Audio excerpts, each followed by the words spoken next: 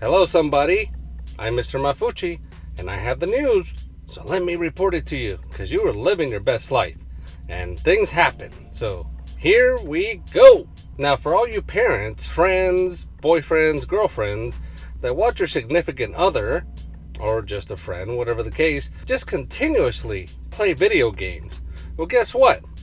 Leave them alone, because there is a record to be had. Like in Hungary, where a man played World of Warcraft and live streamed it for almost 60 hours straight. That's right, 60 hours. Well, to be exact, 59 hours and 20 minutes, which shattered the previous record of 23 hours and 31 minutes. Almost double that. Actually, more than double that. Now, the man just didn't get a bug up his ass and just live stream and started playing. No. He was also doing it for charity to give back, as all the proceeds went to a charity of his choosing. Now, the man did say after playing for 30 hours, he started to get bored. So he started doing side deals in the game, side projects and whatnot. Now, at 45 hours, he was starting to hallucinate, starting to see things, as I'm sure a lot of us would after being awake for so damn long, just focusing on the screen. And of course, are we surprised that someone played World of Warcraft for so long? It takes special kind of people to be able to play that game for almost 60 hours. Now, everyone, don't get it twisted. This man does have a job. He is a chef. So it's not like he was living with his parents or anywhere else in the basement, just fumbling around. No, this man is legit. Now, when it comes to marathon gaming, the rules are that for every hour you play, you're given 5 minutes of leisure time. And that's when the man would take time to get a snack, take a power nap, or even go to the bathroom. Now, me with 5 minutes, I would go ahead and have sex with my significant other. That just leads me to wonder, what would I do with the other 4.5 minutes? Now let's go to Alabama, where a radio station was unable to transmit any kind of signal to anyone. Why, you may ask?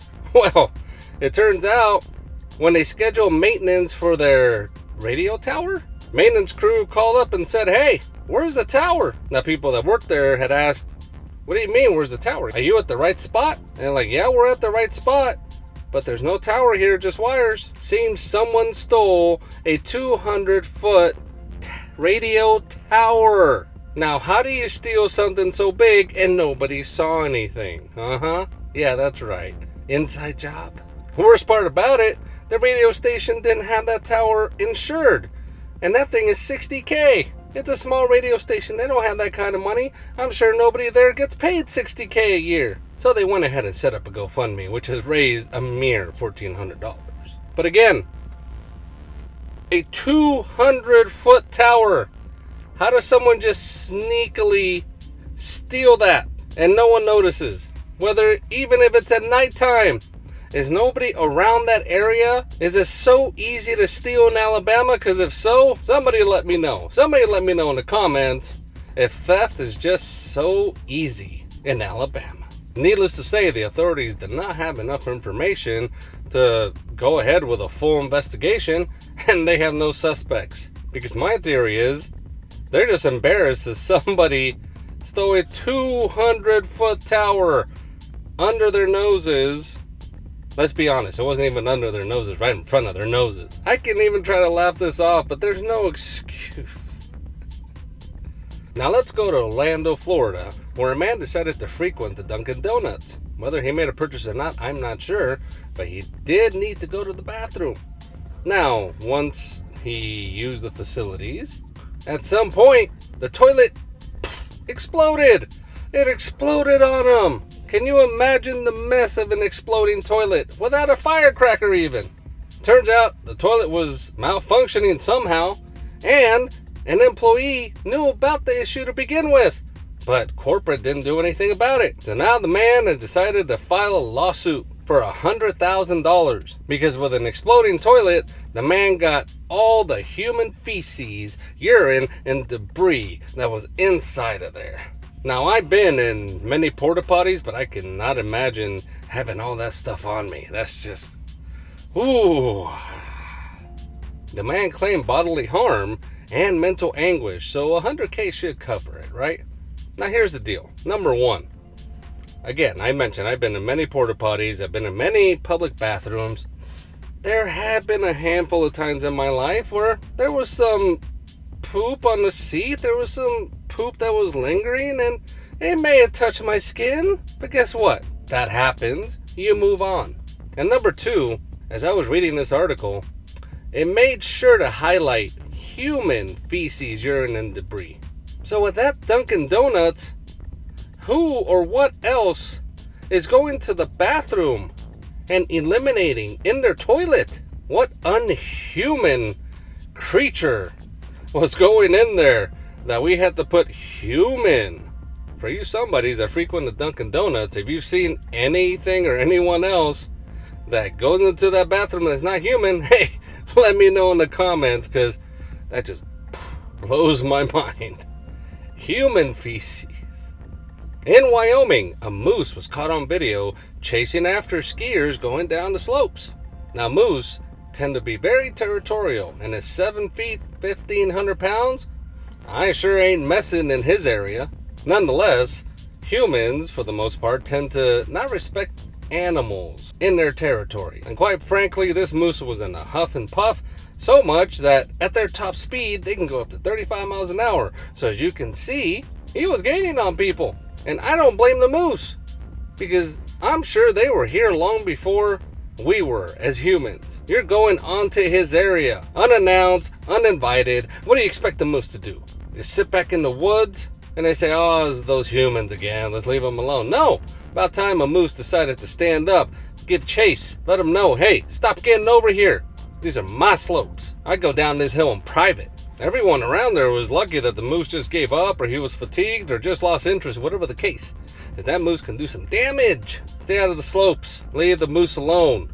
Otherwise, I'm going to cheer for the moose again. Now in Canada, here's a real go-getter. A man with the alias of Alex Lee decided to get into business for himself, as he was handing out business cards, and stapled to the business card was a dime bag of cocaine. That's right, you heard me, a dime bag of cocaine on his business card. Now, not surprising, this is reality. The man did get caught, and he was caught with 50 dime bags of cocaine. Cops have been after this person for so long, as gamblers tipped him off, as he was around casinos. But again, this man right here, forget the product, all right? All right, it's cocaine.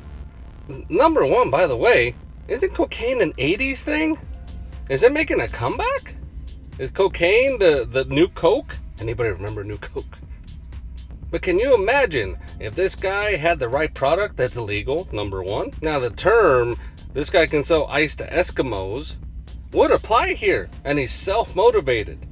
Can you imagine trying to sell cocaine in these modern times? Look, the system says cocaine is illegal, fine. But this man right here, keep your eye on him.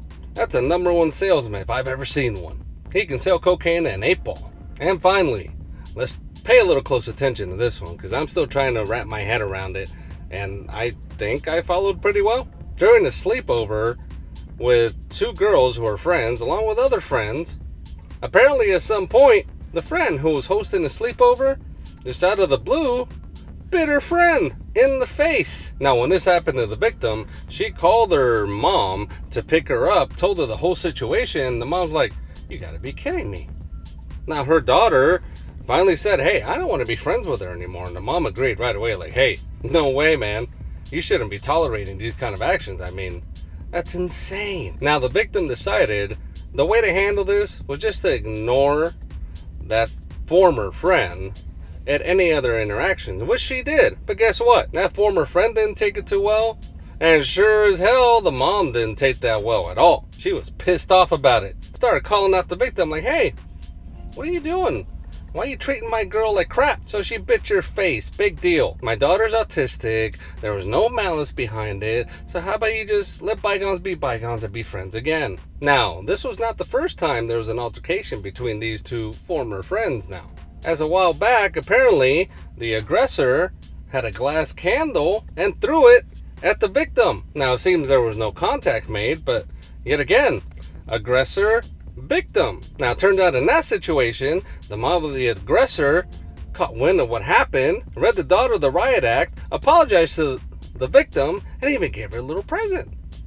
But in this situation, the mom even called the victim's mom and said, hey, I apologize for what happened. But again, my daughter's autistic. There was no ill will towards it. Can they just get back together? So, I mean, this is tough, but not that tough, okay? Whether your child has special needs or not, and that's what autism is a form of special needs. Even so, it just makes it a little tough. So in this situation, I mean, there's been 2 altercations already. You kind of have to let that go for the time being, all right? So needless to say, the victim and the aggressor are no longer friends. So hey, somebodies, let me know in the comments.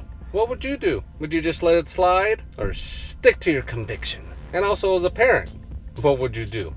Would you support your daughter or would you be a little lenient towards a special needs child? It's a dilly of a pickle, so please, I'd love to hear from you somebodies. So that's what happened while you were leisurely living your life. Crazy, huh? So with that said, let me leave you with this. Don't be a sheep.